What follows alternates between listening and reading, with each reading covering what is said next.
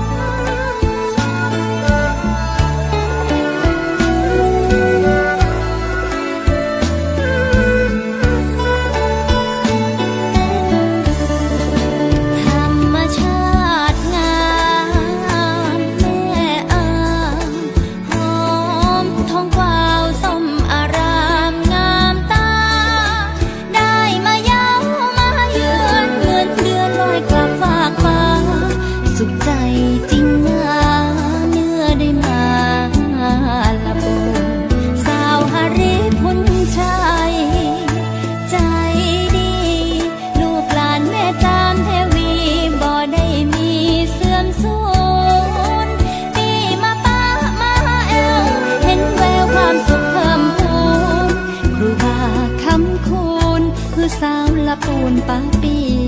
จ้าผู้ช้างตั้งสวยเด่นถ้าปีได้เห็นก็ได้ปิ่นบุญ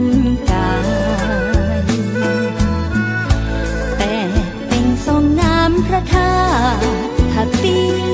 ฉลาดอาจได้อยู่จนวันตายเจ้าปอคุณตาลมันมาปีใจจะสุขสบายที่แม่อ้างธรรมชาติงามน้ำปิงหอมจริงๆหอมกลิ่นแก้มสาวมังคลาบรรเลงเสียงเพลงขับกล่อมแม่อ้างโชยผ่านลมหนาวเหมือนเสียงสาวละปู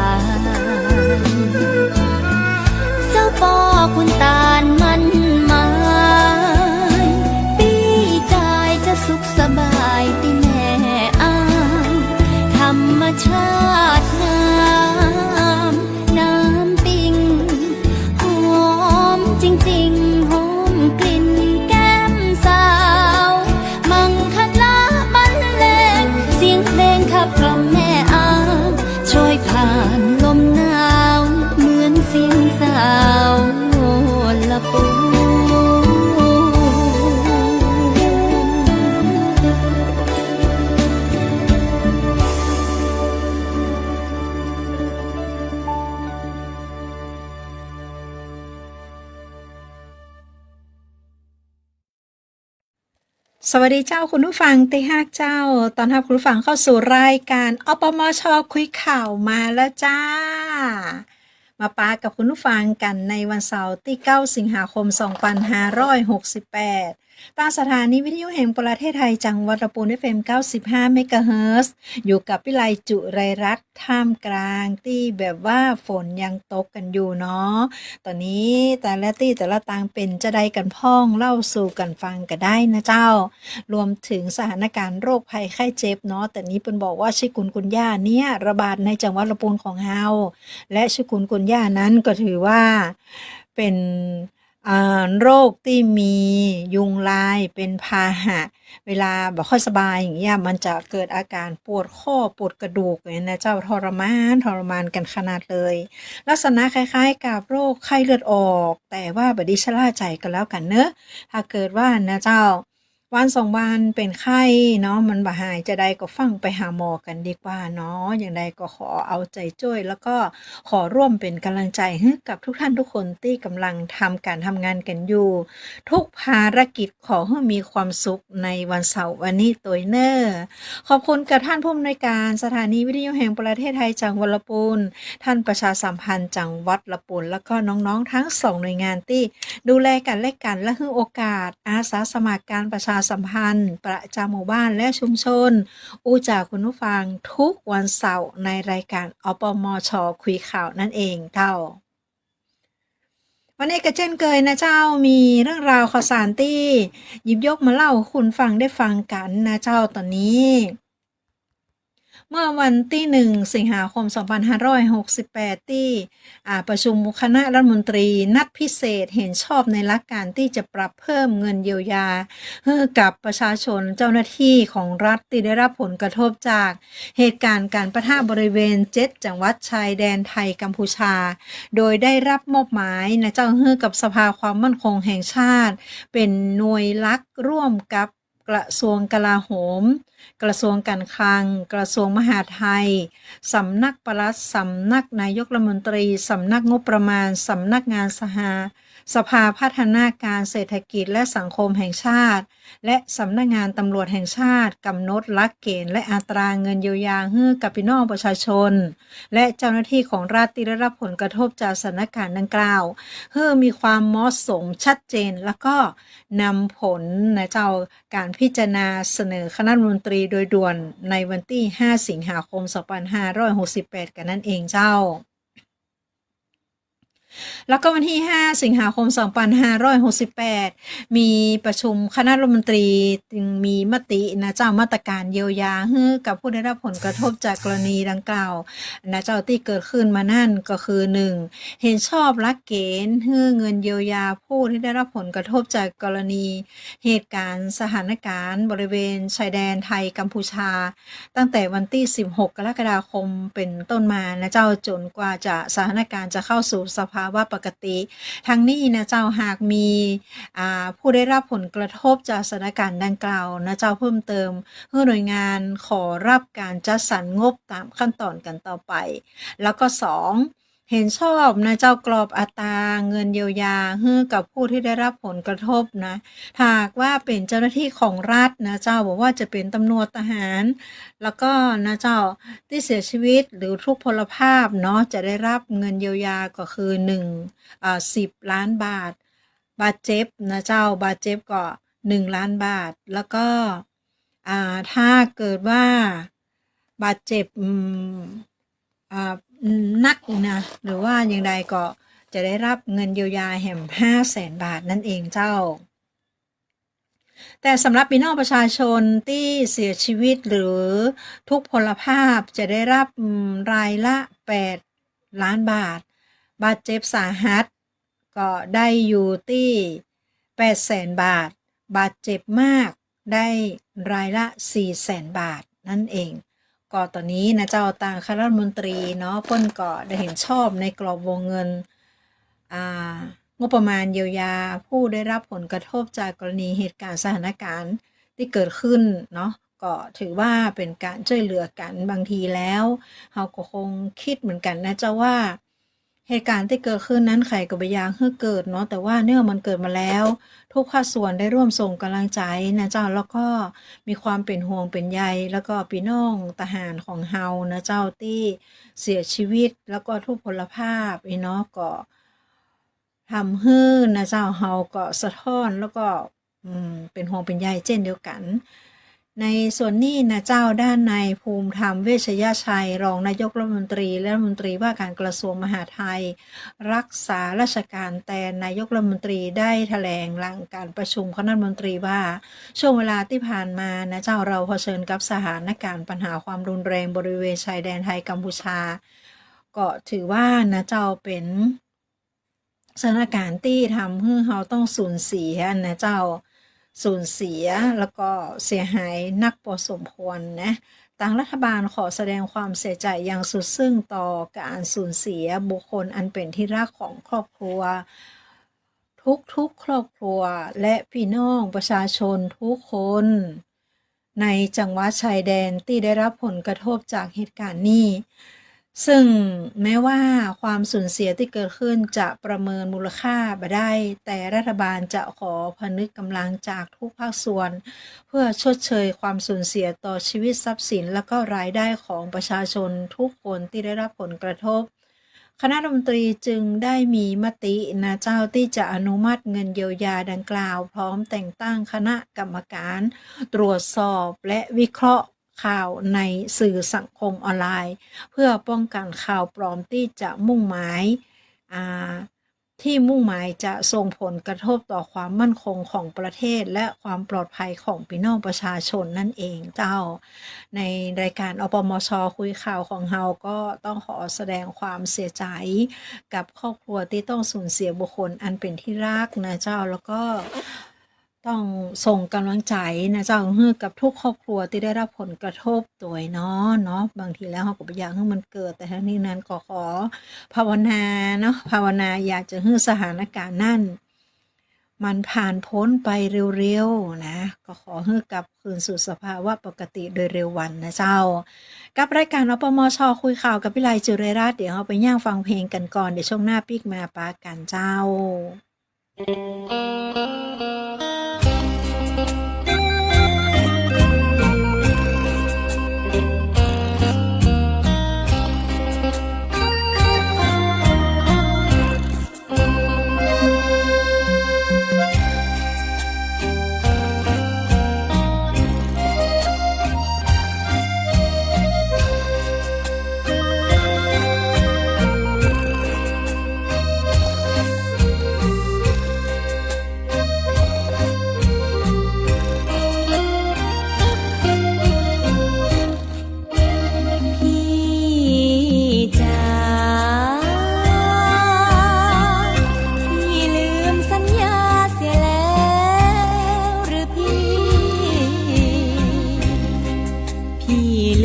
ความรักความหลังที่งานบ้านน้องเจดีงานทุกปีพี่เที่ยวกับใครพี่จ๋าพี่เคยสัญญาน้องยังจำได้พี่บอกว่าพี่รักน้องหมายปองรักน้องจริงใจแล้วชวนน้องไปงานลอยกระทงพี่จ๋าทุกวันเวลาน้องทนมนมองนี่หรือความรักรักกันหวังเป็นคู่ครองรักกันแล้วยายจึงต้องน้ำตานองที่น้องเจดีพี่จ๋าได้ยินเสียงเพลงแล้วคิดถึงพี่ปีก่อนพี่เที่ยวกับน้องที่งานบ้านน้องเจดีแต่มาปีนี้พี่ลืมขวัญใจ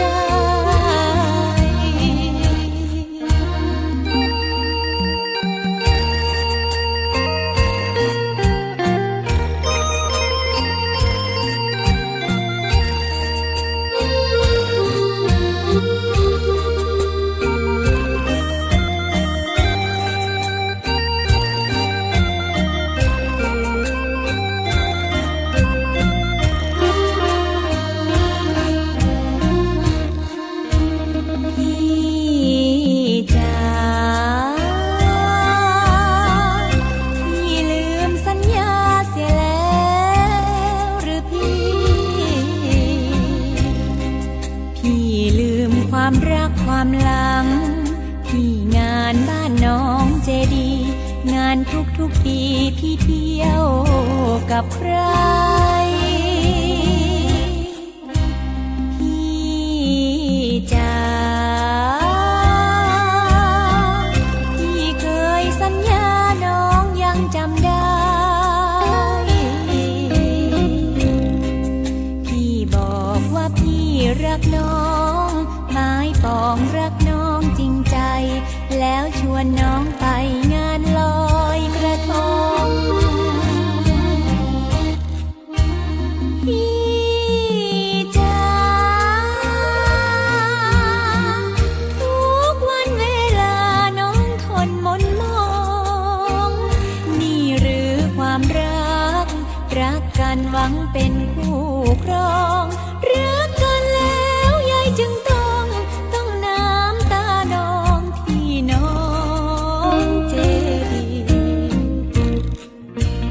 พี่จ๋าได้ยินเสียงเพลงแล้วคิดถึงปีก่อนพี่เที่ยวกับน้องที่งานบ้านน้องเจดีแต่มาปีนี้พี่ลืมขวัญใจ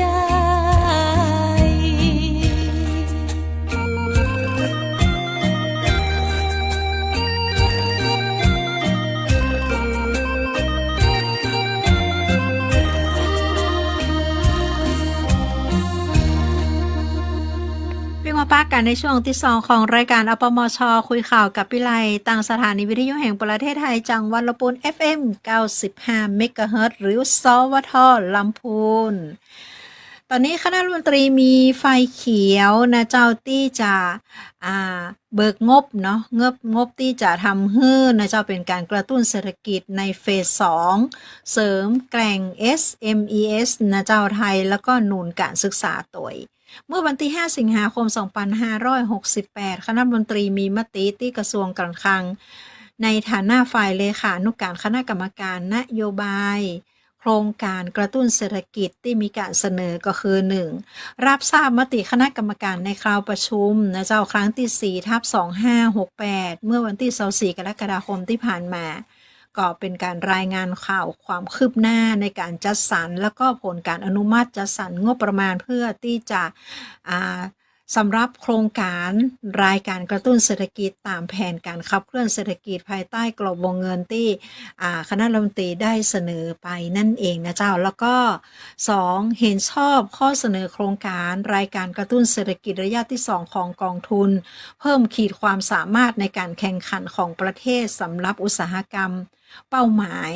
แล้วก็กองทุนเงินให้กู้ยืมเพื่อการศึกษาแล้วก็ได้นะเจ้าอนุมัติให้กับสำนักงานคณะกรรมการส่งเสริมการลงทุน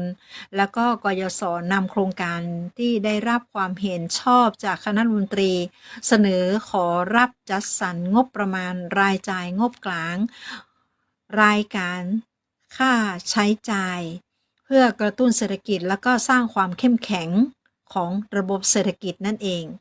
ซึ่งนายพิชัยชุนหาวชิระรองนายกรัฐมนตรีและรัฐมนตรีว่าการกระทรวงการคลังเปิ้นก็บอกว่าภายในกรอบวงเงินนี้นะเจ้าเป็นการเสริมสร้างขีดความสามารถในการแข่งขันของผู้ประกอบการอุตสาหกรรมเป้าหมายซึ่งจะช่วยกระตุ้นแล้วก็ยกระดับขีดความสามารถในการแข่งขันของผู้ประกอบการไทยให้พร้อมรับมือกับการแข่งขันเศรษฐกิจโลกที่มีความบ่แน่นอนมากขึ้นแล้วก็ส่งผลนะเจ้าเปิ้นบอกว่าซึ่งเป็นผลทางด้านการขึ้นภาษีตอบโต้กาของสหรัฐอเมริกาหรือว่าเพื่อพัฒนาทุนมนุษย์ในกลุ่มนักเรียนนักศึกษาเพื่อเป็นการรองรับการรับความเสี่ยงที่เศรษฐกิจไทยชะลอตัวเนาะแล้วก็เป็นรากฐานในการเติบโตของประเทศระยะยาวโดยจะมีโครงการที่จะเสริมนะเจ้า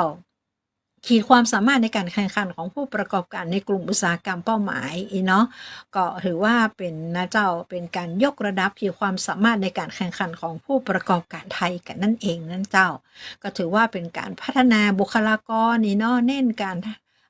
พัฒนาในเรื่องราวของทักษะการเปลี่ยนผ่านสู่อุตสาหกรรมใหม่ในระยะสั้นแล้วก็การสนับสนุนการวิจัยการพัฒนาทุนมนุษย์แล้วก็การลงทุนเพื่อยกระดับขีดความสามารถของประเทศในระยะยาวนั่นเองซึ่งกลุ่มเป้าหมายของเราก็จะเป็นผู้ประกอบการไทยที่ได้รับผลกระทบจากมาตรการภาษีศุลกากรตอบโต้แล้วก็ผู้ประกอบการขนาดใหญ่ที่มีผลกระทบจากมาตรการภาษีส่วนเพิ่มแล้วก็ผู้ที่ลงทุนเชิงยุทธศาสตร์ขนาดใหญ่ในอุตสาหกรรมเป้าหมายของเฮากันนั่นเองนะเจ้าก็ถือว่าเป็นการที่เฮาจะต้องให้ความสำคัญในเรื่องนี้โดยบอกว่าจะเป็นนักเรียนนักศึกษาที่เฮามีการอนุมัติการกู้ยืมเงินเพื่อการศึกษานะเจ้าแล้วก็สำหรับการกู้ยืมเงินรายเก่าเนาะก็ถือว่าก็จะต้องได้รับการดูแลเช่นเดียวกันนะเจ้าซึ่งทางรองนายกรัฐมนตรีและรัฐมนตรีว่าการกระทรวงการคลังเปิ้นก็ได้บอกว่าในการข้อเสนอโครงการกระตุ้นเศรษฐกิจในระยะที่2เป็นไปตามหลักการและแนวทางการทบทวนการใช้งบประมาณรายจ่ายประจำปี 2568 งบกลางนะเจ้ารายจ่ายรายการค่าใช้จ่ายเพื่อกระตุ้นเศรษฐกิจแล้วก็สร้างความเข้มแข็งของระบบเศรษฐกิจให้สอดคล้องกับสถานการณ์เศรษฐกิจในปัจจุบันสำหรับเป้าหมายที่จะได้รับผลกระทบจากนโยบายภาษีแบบตอบโต้เนาะก็ถือว่าเรามีการรับมือกันอย่างเข้มแข็งนะเจ้าซึ่งข้อเสนอโครงการกระตุ้นเศรษฐกิจในระยะที่2มีความสำคัญในการเพิ่มขีดความสามารถในการแข่งขันแล้วก็นะเจ้าบอกว่าจะเป็นการพัฒนาทุนมนุษย์ทางนี้ในระยะนี้นะเจ้าต่อไปคณะกรรมการนโยบายโครงการกระตุ้นเศรษฐกิจจะพิจารณาโครงการกระตุ้นเศรษฐกิจในด้านที่จะช่วยเหลือผู้ประกอบการที่ได้รับผลกระทบจากนโยบายภาษีแบบตอบโต้ผ่านสถาบันเงินเฉพาะกิจเพื่อที่จะรองรับสถานการณ์ความไม่แน่นอนทางเศรษฐกิจกันต่อไปนะเจ้าอันนี้ก็ถือว่าเราต้องมีความเปลี่ยนแปลงไปตามยุคตามสมัยแล้วก็ปัญหาที่เกิดขึ้นต้องร่วมด้วยช่วยกันในการแก้ไขทุกภาคส่วนเนาะอันนี้ก็ถือว่านำมาเล่าคุณผู้ฟังได้ฟังกันในการกระตุ้นเศรษฐกิจเฟส 2ของเฮากันนั่นเองนะเจ้าขอบคุณคุณผู้ฟังที่อยู่เป็นคู่เป็นเกมกับพี่ไลเจ้าเดี๋ยวเฮาย่างฟังเพลงแหมซักผลงานเพลงในช่วงหน้าปิกมาปะกับรายการอปมช.คุยข่าวกับพี่ไลจุไรรัตน์เจ้า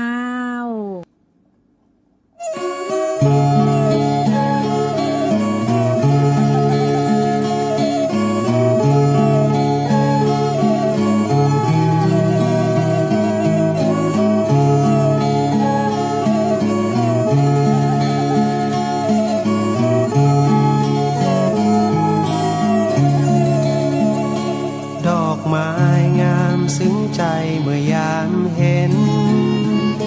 แสงจันทร์งามเด่นเมื่อยามส่องเหล่านกการ่อนทลาดูหน้ามองหมู่พมรทั้งพ้องดูงามตาเธอเป็นหญิงที่งดงามยิ่งนักยามเธอยิ้มช่างน่ารักเกินบรรยายมีความงามทั้งร่างกายและจิตใจยามใกล้หลงไหลไม่รู้เลยเธอเปรียบเป็นนางฟ้าที่ล้ำค่ายิ่งกว่านางใดด้วยผลบุญมาแต่ชาติปางไหนสวรรค์คงเป็นใจให้เธอสาวงามลูกแม่จามเทวีสาวลำพูนเมืองที่อยู่แดนไกลใครเห็นต่างซาบซึ้งตรึงใจจะไม่ลืมนางในใจนางนี้เลย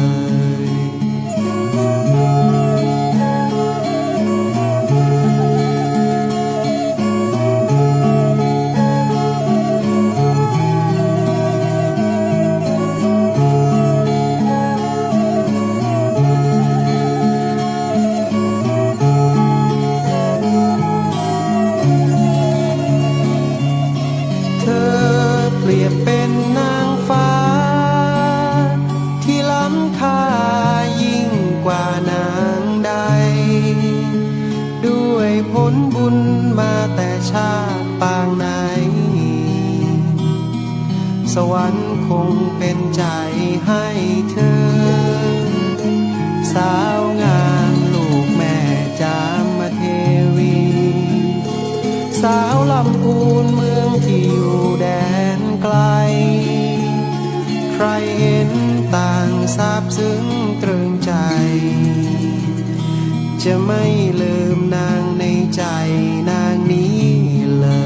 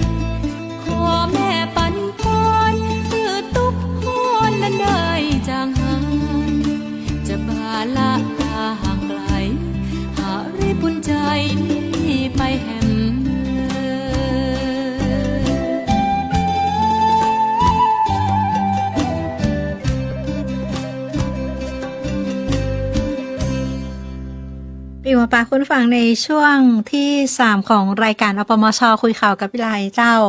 ตอนนี้นะเจ้าคุณฟังดังที่ตอนเข้ารายการมาพี่ไลได้เกริ่นถึงในเรื่องราวของ โรคชิคุนกุนย่านะเจ้าที่เกิดขึ้นในจังหวัดละปูนของเฮาค่อนข้างจะน่าจะลายกันตัวซึ่งนะเจ้าตามที่มีการรายงานจากสำนักนายกรัฐมนตรีเมื่อวันที่ 4 สิงหาคม 2568 เรื่องสถานการณ์ของฝนตกชุกอย่างต่อเนื่องนะเจ้าครอบคลุมหลายพื้นที่ส่งผลก่อให้เกิดการแพร่ระบาดของโรคไข้ปวดข้อยุงลายหรือชิคุนกุนย่านั่นเองก็จังหวัดละปูนของเฮาก็ถือว่าเป็น1 ใน 5นะเจ้าพื้นที่ของจังหวัดที่มีการแพร่ระบาดของโรคชิคุนกุนย่านั่นเองเนาะซึ่งนายแพทย์ประเสริฐกิจสุวรรณรัตน์นายแพทย์สาธารณสุขจังหวัดละปูนในฐานะที่เป็นผู้บัญชาการเหตุการณ์ศูนย์ปฏิบัติการตอบโต้ภาวะฉุกเฉินด้านการแพทย์และสาธารณสุขจังหวัดละปูนของเฮาได้นะเจ้าได้ข้อมูลรายงานสถานการณ์การแพร่ระบาดของโรคชิคุนกุนย่าหรือว่าโรคไข้ปวดข้อยุงลายในพื้นที่จังหวัดละปูนนะเจ้าก็พบว่า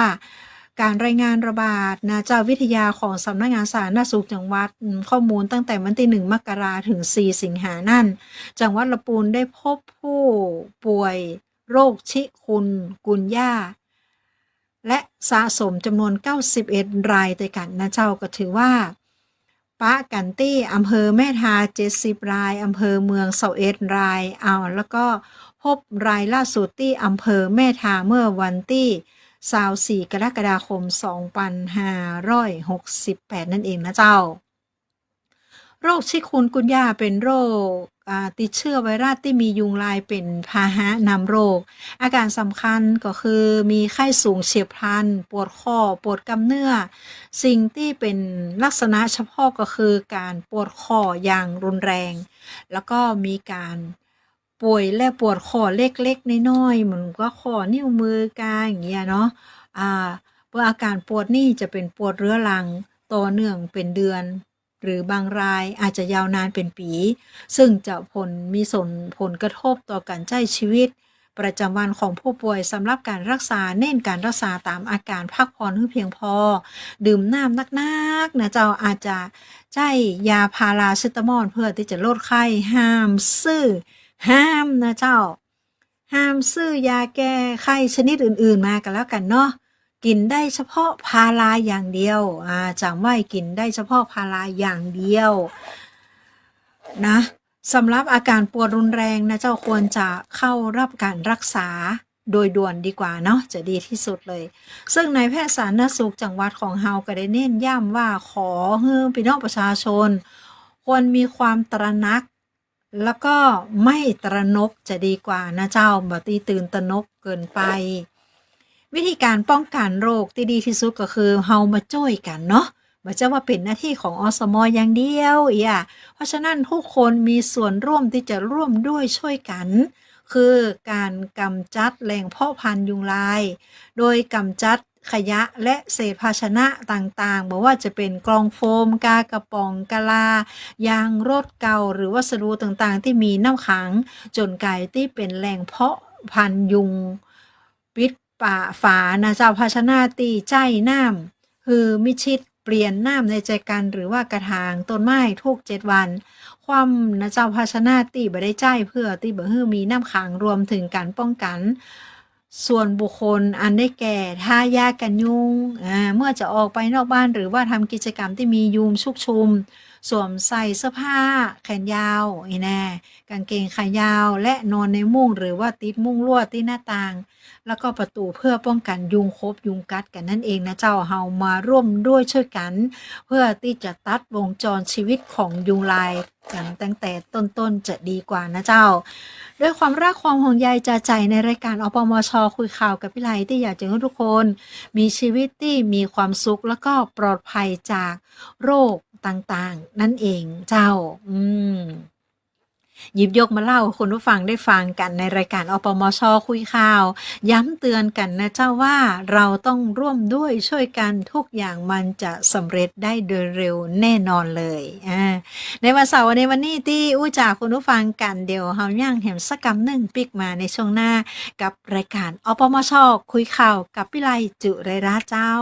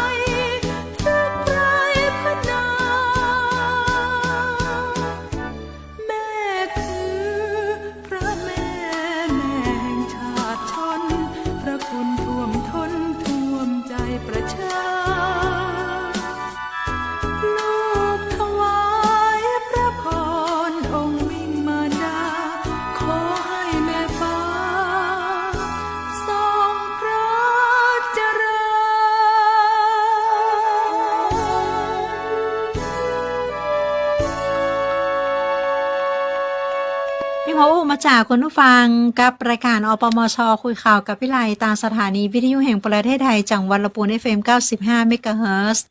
ในเดือนสิงหาคมนี้นะเจ้าคุณผู้ฟังก็ถือว่าเป็นเดือนแห่งความรักที่เราจะมีให้กับผู้ให้กำเนิดนั่นก็คือคุณแม่ของเรากันนั่นเอง วันที่ 12 สิงหาคม 2568 เป็นวันเฉลิมพระชนมพรรษาของสมเด็จพระนางเจ้าสิริกิติ์พระบรมราชินีนาถพระบรมราชชนนีพันปีหลวงนะเจ้าท่านก็สามารถที่จะไปร่วมถวายพระพรนะเจ้าผ่านเว็บไซต์การนะเจ้าหรือว่าระบบออนไลน์ก็ได้เหมือนกันเนาะหรือว่าจะไปนะเจ้าวันนั้นก็ถือว่าเป็นวันที่เราจะแสดงความรักให้กับแม่อันเป็นที่รักของเรากันนั่นเองสำหรับนะเจ้าจะบอกว่าความปรารถนาสูงสุดของแม่ก็คืออยากจะให้ลูกเติบโตมาเป็นคนที่มีคุณภาพมาสร้างความเดือดร้อนให้กับแม่กับครอบครัวเท่านี้แม่ก็มีความสุขใจที่สุดกันแล้วล่ะแล้วก็เนื่องในวันเป็นวันมหามงคลยิ่งวันที่12 สิงหาคมนั่นนะเจ้าก็จะมีหลายกลุ่มหลายหน่วยงานที่มาร่วมกันถวายพระพรชัยมงคลสมเด็จพระนางเจ้าสิริกิติ์พระบรมราชินีนาถพระบรมราชชนนีพันปีหลวงนะเจ้าจะได้ก่อขอเชิญชวนท่านแสดงความจงรักภักดีรวมถึงรักแม่ให้มากๆถ้าเกิดว่าวันใดวันหนึ่งนะเจ้าแม่ผู้ให้กำเนิดกับเราจากเราไปเราก็จะมีแค่รูปภาพติดไว้ข้างฝาหรือว่าบนหัวเตียงเท่านั้นสิ่งที่จะดูแลท่านบอกว่าจะเป็นพ่อเป็นแม่ผู้มีพระคุณดูแลตอนที่เปิ้ลมีลมหายใจเป็นสิ่งที่ดีที่สุดเลยนะเจ้าขอร่วมเป็นกำลังใจให้กับคุณแม่ทุกคนเลยนะเจ้าเป็นบุคคลที่ยิ่งใหญ่ในชีวิตของลูกเป็นผู้ให้โดยที่ไม่เรียกร้องค่าตอบแทนใดๆนั่นเองเจ้ารายการอปมชคุยข่าวกับวิไลนะเจ้าเดินทางมาถึงช่วงสุดท้ายของรายการแล้วต้องขอบคุณคุณผู้ฟังที่อยู่เป็นกู้เป็นกิมกันขอบคุณกับท่านผู้อำนวยการสถานีวิทยุแห่งประเทศไทยจังหวัดลำพูนท่านประชาสัมพันธ์จังหวัดลำพูนเดี๋ยวไว้วันเสาร์หน้าปิ๊กมาอุมาจากันใหม่เนาะวันนี้คงต้องนำรายการอปมชคุยข่าวล่ำลากันไปก่อนดูแลรักษาสุขภาพกันเตยเนอร์โชคดีมีความสุขทุกคู่ทุกคนสวัสดีเจ้า